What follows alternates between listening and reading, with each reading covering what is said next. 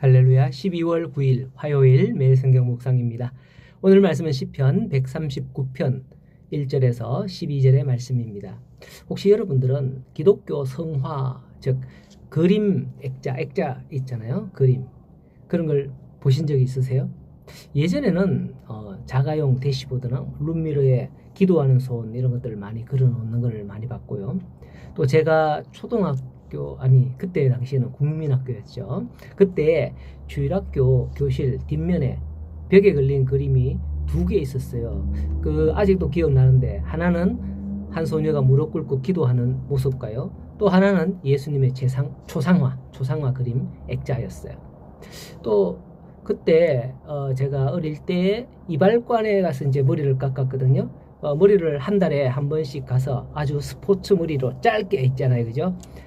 빡빡 깎는 말고 한 요 정도 놔두고 깎는 거, 그렇게 깎습니다. 그때 의자에 탁 깎으려고 앉아 있으면 좌우에 그림이 하나씩 걸려 있는데요. 그 중에 하나는 풍랑이는 바다에 한 사람이 배를 타고 키를 이렇게 잡고 배를 조종하고 있는 모습과, 또 한 사람이 그 사람에게 손을 딱 어깨에 얹고 앞을 이렇게 가리키는 그런 그림이었어요. 또 하나는 그림이 생각나기로는 사슴 그림이었던 것 같은데 정확하게 기억이 안 나요. 그때는 그게 이게 유명 화가 그림이니까 이발관에 이렇게 그려놨겠지라고 생각을 했거든요. 그분도 예전에는 교회를 다녔는지 모르지만은 당시에는 교회를 다니고 있지 않았으니까 저는 좋은 그림이라고 생각했어요. 근데 그게 이제 한 중고등부 때 돼서 보니까 그 그림은 비싼 그림이어서 그려놓은 게 아니라 성경을 배경으로 한 그림이구나라는 것을 알게 되었어요. 바로 오늘 말씀 시편 139편 7절에서 10절을 보면 그것을 모티브로 한 그림이었다라는 것이죠. 특히 9절에 새벽 바다 한가운데 길을 잃을지도 모르는 그 상황에서 주님이 손으로 가리키며 인도하시는 그 모습을 상상해서 바다 가운데서 배를 조종하고 있는 그 사람에게 주님이 손으로 가리키며 저기로 가야 된다라고 힘을 주시는 그런 내용이고, 또 한 그림은 사슴 그림이라고 했잖아요. 그건 아마도 목마른 사슴이 시냇물을 찾는다라는 시편 42편의 그런 말씀을 배경으로 한 그림이 아닐까, 그런 생각이 듭니다. 제가 왜 서두에 이런 얘기를 하느냐 하면, 기독교 그림들을 성화라고 하죠. 그런 성화들이 대체 보면 가톨릭 천주교라고 하죠. 천주교에서 많고, 개신교에서는 끓이는 경향들이 많이 있습니다. 어떤 분들은 그걸 또 그려놓으면 우상이다 뭐 이렇게 주장하는 분들도 참 있고요. 저는 그건 아닌 것 같아요. 어떨 때 성경 말씀보다도 강력하게 나의 기억에 아직까지 이미지로, 그림으로 남아있거든요. 그런 모습들이. 그게 바로 이 성경 말씀의 이런 내용의 말씀이구나. 주님께서 우리가 새벽 바다 끝에 가서 이렇게 항해하고 어디로 가야 될지 풍랑이는 바다에서 모를 때, 그때도 주님께서 우리의 길을 가르쳐 주시고 계시구나. 그런 생각을 아직도 이미지로 남아있단 말이죠. 지금으로부터 한 그게 40-50년 전에 봤던 그런 그림인데도 말이죠. 그게 이런 말씀이라는 내용을 아직도 기억한단 말이죠. 그런 게 중요하다고 저는 생각을 해요. 그렇다고 뭐 천주교처럼 마리아상이나 묵주 같은 것들을 뭐 이렇게 걸고 책상에 걸어두고 이런 행위는 절대로 해서는 안 된다고 생각을 합니다. 그건 미신이고요. 우리나라 불교 문화를 받아들여서 만들어진 그런 것들이고, 요즘 뭐 또 카툰, 만화 이런 스타일의 그림들, 조그마한 그런 것들이 많잖아요. 너무 좀 사실은 경박하다고 생각을 합니다. 제가 뭐 피카소 그림 같은 스타일 별로 안 좋아해서 그럴 수도 있겠지만은 어느 정도 성화여야 안 되겠나, 그런 생각이 드는 하는데요. 자, 오늘 말씀도 다윗의 시편입니다.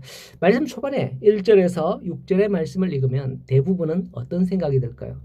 나를 보시는 하나님의 모습, 내가 안고 일어서는 그런 행동을 하는 모습, 또 그때 보시고 계시는 하나님의 모습, 이런 것들을 상상으로 이미지가 그려지지 않는가요?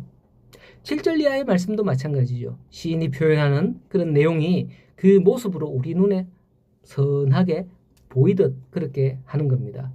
과거 우리 어른들이 하시는 말씀이 있었어요. TV는 바보 상자다. 요즘 바보 상자 애들 너무 잘 갖고 놀아서 참 걱정이에요, 사실은. 왜냐하면 TV는 있는 그대로를 보여줍니다.